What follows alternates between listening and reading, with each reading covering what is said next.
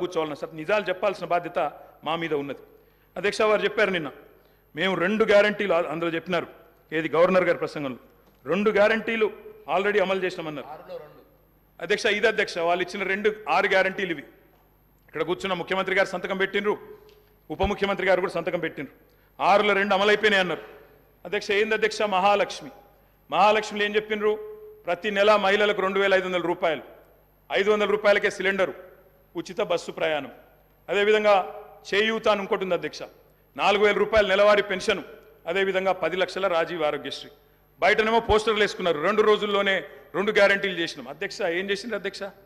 మహాలక్ష్మిలో ఉచిత బస్సు ప్రయాణం అనేది అంటే 3వ వంతు. ఆ 3వ వంతు కూడా మొత్తం చేయలే.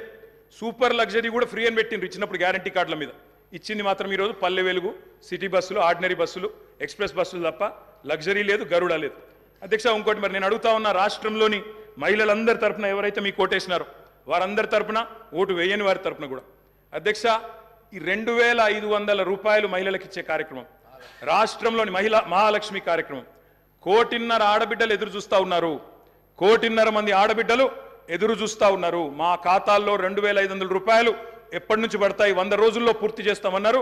మార్చి 17 మీకు కౌంట్ డౌన్ స్టార్ట్ అయింది. డిసెంబర్ 7 స్టార్ట్ అయింది. మార్చి 17కు 100 రోజులు నిండుతుంది. ఆ 100 రోజుల లోపల 1.5 కోటి మంది మహిళల ఖాతాల్లో 2500 వేస్తారా అయ్యారా? 90 లక్షల తెల్ల కార్డులు ఉన్నాయి. 90 లక్షల తెల్ల కార్డులకు మరి సిలిండర్ ఇస్తారా అయ్యారా? చూస్తాం అధ్యక్ష. ఇస్తే స్వాగతిస్తాం, తప్పకుండా ఇస్తే వి వెల్కమ్ ఇట్, ఇవ్వాలనే కోరుతున్నాం.